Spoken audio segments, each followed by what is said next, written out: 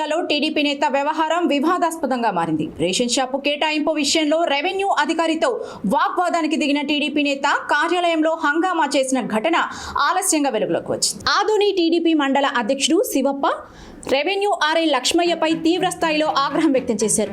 Ration shop కేటాయింపు విషయంలో ఇరువురి మధ్య వాగ్వాదం జరిగినట్లు తెలుస్తుంది. ఈ సందర్భంగా శివప్ప అధికారిని దూషిస్తూ గతంలో తాను ఎస్ఐని బదిలీ చేయించానని వ్యాఖ్యలు చేసినట్లు ఆరోపణలు వస్తున్నాయి. అంతేకాకుండా కార్యాలయంలో నేలపై పడుకుని హంగామా చేసినట్లు తెలుస్తుంది.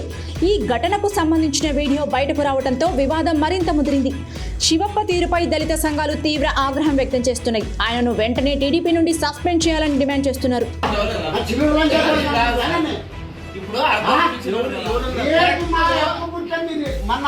లొడ్డు కొట్టి ఉంది ట్రాన్స్ఫర్ చేపిస్తే ఎస్ఐని లొడ్డు కొట్టి ఉంది ట్రాన్స్ఫర్ చేపిస్తే ఎస్ఐని లొడ్డు కొట్టి ఉంది ట్రాన్స్ఫర్ చేపిస్తే ఎస్ఐని వటకా ఎమ్మెల్యేలా చేపిస్తానంటే ఇంతకుముందు ఎస్సీ సార్ వటకా ఎమ్మెల్యేలా చేపిస్తానంటే ఇంతకుముందు SC sir SC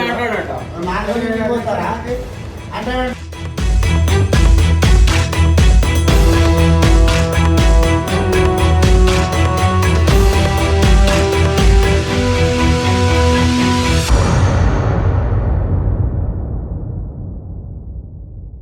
thanks for watching. ఇలాంటి మరిన్ని తాజా అప్డేట్స్ కోసం రాయలసీమ న్యూస్ టీవీని ఇప్పుడే సబ్స్క్రైబ్ చేసుకోండి. జై రాయలసీమ.